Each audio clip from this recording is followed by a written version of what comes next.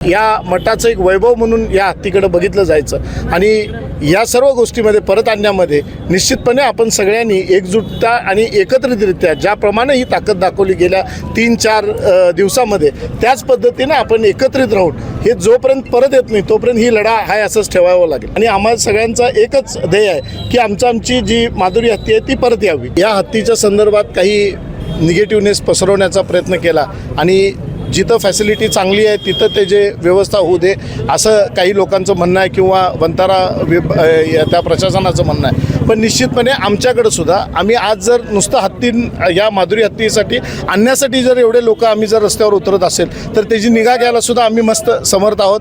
तिथल्यापेक्षा सुद्धा चांगली व्यवस्था आपण इथल्या मठामध्ये आम्ही निश्चितपणे करू। हत्तीच्या माध्यमातून त्याच्या हेल्थच्या माध्यमातून असू दे त्याच्या फूडच्या माध्यमातून असू दे ज्या अडचणी असतील त्या निश्चितपणे सोडवण्याची सामर्थ्य आमच्या कोल्हापूरवासियांच्या मध्ये आहे।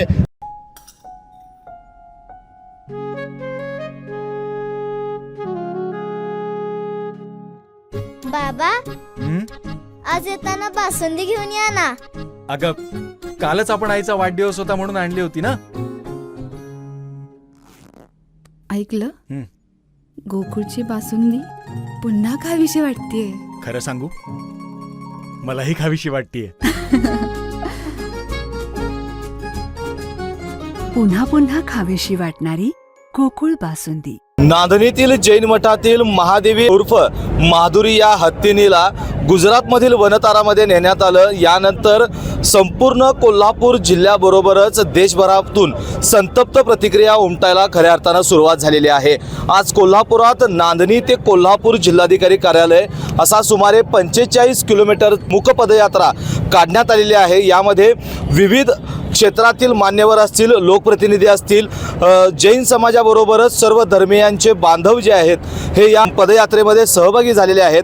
आपल्यासोबत या पदयात्रेसंदर्भातच बोलण्यासाठी आहेत संजय पाटील यड्रावकर साहेब, आपण त्यांच्याशी बोलूयात। साहेब काय सांगाल, आज आपण महादेवीला परत मिळवण्यासाठी मूक पदयात्रा काढली आहे, काय याचा इम्पॅक्ट होईल असं वाटते? निश्चितपणे प्रथमतः या सर्व म्हणजे नांदणीच्या या हत्तीनीला परत आणण्यासाठी ज्या लोकांनी या मोर्चामध्ये सहभाग घेतले त्यांचं प्रथमतः मी अभिनंदन करतो आणि त्यांचं कौतुक करतो की अतिशय चांगल्या पद्धतीनं जवळजवळ 40 किलोमीटर आपण पार करून आज इथंपर्यंत आलेलो आहे आणि आल्या असतानासुद्धा कुठलाही सगळे शांतता जे अहिंसा परमो धर्म आहे त्याच अनुषंगाने आपण आज ह्या मोर्चेला सामोरे जात आहोत। निश्चितपणे या सर्व गोष्टीमध्ये ज्यांनी सर्व समाजातली बांधव असू देत आणि सर्व इतर समाजातल्या सुद्धा लोकांनी मदत केलं त्यांचं मी प्रथमतः या सर्व गोष्टीसाठी आभार मानतो आणि निश्चितपणे या मठाचं एक वैभव म्हणून या हत्तीकडे बघितलं जायचं आणि या सर्व गोष्टीमध्ये परत आणण्यामध्ये निश्चितपणे आपण सगळ्यांनी एकजुटता आणि एकत्रितरित्या ज्याप्रमाणे ही ताकद दाखवली गेल्या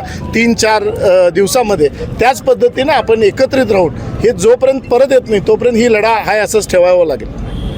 खरं तर साहेब 2 दिवसांपूर्वापासून जे काही घडामोडी घडल्या, वनताराचे CEO या ठिकाणी आले, त्यांनी स्वामीजींशी चर्चा देखील केली होती, मात्र त्यातूनही तोडगा निघालेला नाही आहे। काय वाटतंय, सरकारची भूमिका असेल किंवा केंद्र सरकार असेल किंवा वनतारा जे काय प्रशासन आलं यामध्ये तोडगा कसा निघेल?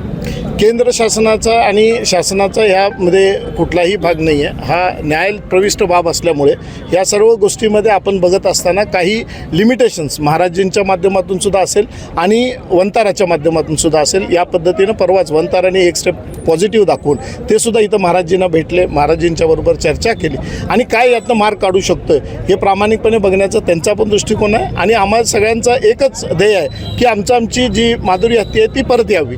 या गोष्टीसाठी आपण सगळे मिळून एकत्रितरित्या प्रयत्न करणार आहोत। निश्चितपणे त्यांचंसुद्धा काल एक प्रेस नोट रिलीज केला वंतारानं सुद्धा, तिथं त्यांनी 4थ्या का 5व्या पॅरेग्राफमध्ये क्लिअरली उल्लेख केलेला आहे की आम्ही आणि मठ मिळून याच्यामध्ये काहीतरी तोडगा निश्चितपणे काढू, म्हणजे काहीतरी पॉझिटिव्हनेस यामधनं निर्माण होते आणि हे सगळं होत असताना सर्व प्रचंड प्रमाणात जे आपले युवक मंडळी असतील, हे सगळ्या समाजातले लोक असतील यांनी ज्या पद्धतीनं पाठिंबा दाखवलं आहे त्यासाठी म्हणून आणि त्याच्यामुळंच हे आज इथंपर्यंत येऊन मठाच्या महाराजांना भेटले, महाराजांच्या बरोबर चर्चा केली आणि काहीतरी पॉझिटिव्ह आपण यामधनं घेऊन जात आहोत। नक्कीच आपल्यासोबत दक्षिण भारत जैन महासभेचे अध्यक्ष आहेत, आपण त्यांच्याशी बोलूयात। साहेब खरं तर फक्त कोल्हापूरच नाही, महाराष्ट्रच नाही तर परराज्यातून देखील या मूक पदयात्रेमध्ये मोठ्या प्रमाणात सर्व धर्मियांचे नागरिक सहभागी झालेले आहेत।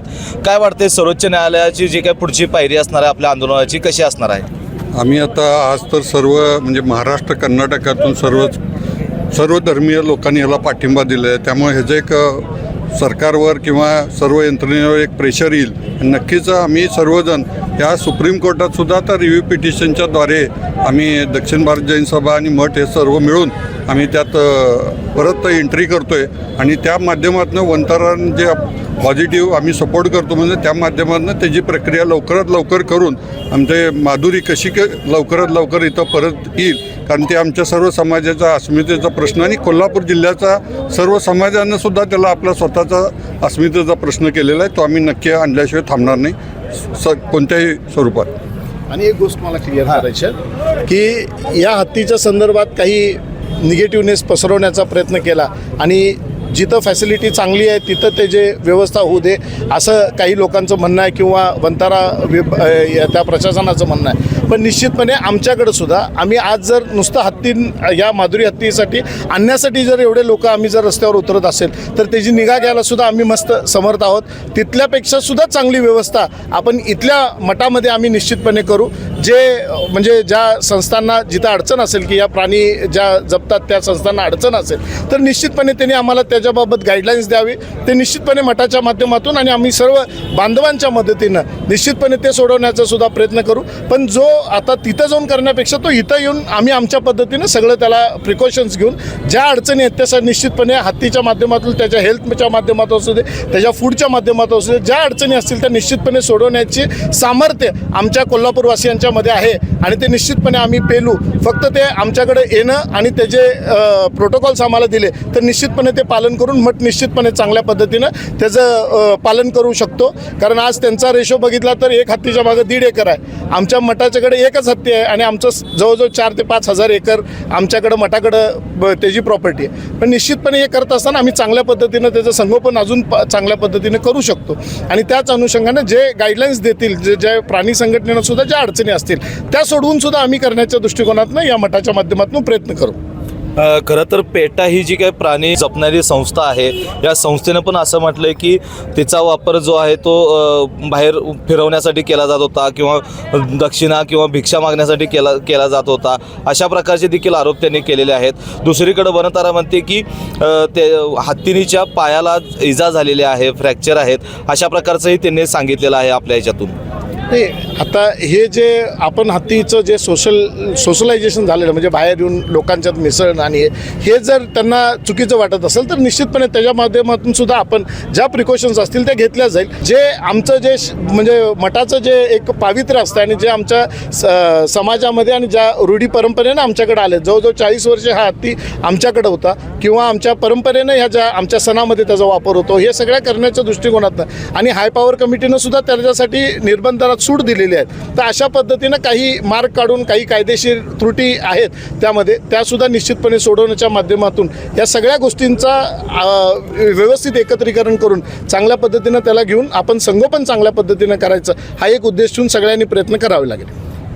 खरं तर महादुरी किंवा महादेवी हिची जी काही भावनिक नातं जे आहे एक नाळ जी आहे ती या संपूर्ण जैन समाजच नाही तर प्रत्येक नागरिक सर्व धर्मियांच्या नागरिकांशी जोडली गेलेली आहे.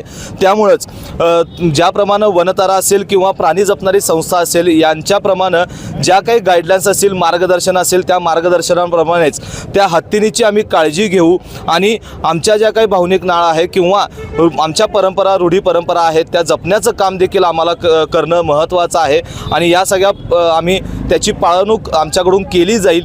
त्याचबरोबर पुढील जी काही सुप्रीम कोर्टाशी जे काही रिपिटिशन असेल किंवा ज्या काही गोष्टी कराव्या लागतील त्या करण्याची तयारी देखील संजय पाटील यड्रावकर यांनी आपल्याशी बोलताना व्यक्त केलेली आहे.